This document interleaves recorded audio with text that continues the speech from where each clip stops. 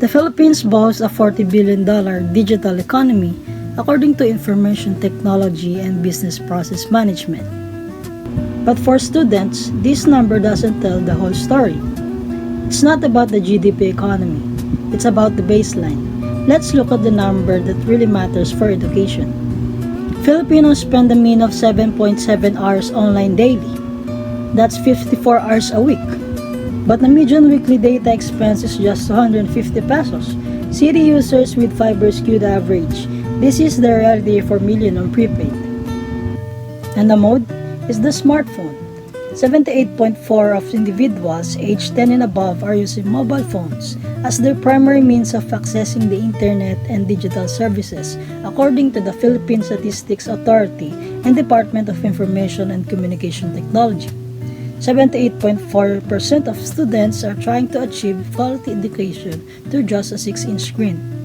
In statistics, we use discrete probability to quantify risk. Let's apply a binomial distribution to asynchronous class. If the probability of a student's having stable, meaningful connection is 0.60, which is the reality in 12,000 schools in disadvantaged areas, what are the odds that in a group of 5 students, at least 3 can actually finish a lesson together?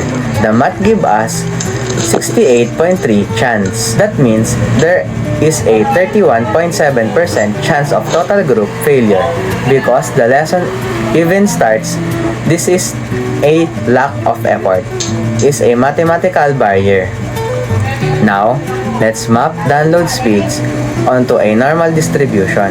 The normal median is roughly 60 Mbps, but rural areas speed drop to 10 Mbps or less. Using the empirical rule, a student with 10 Mbps has a z-score of 2.0, placing them in a bottom 2.5% of the entire country. Mathematically, these students are invisible. They are performing at the extreme tail of the curve. Not because they are less capable, but because the infrastructure has failed them.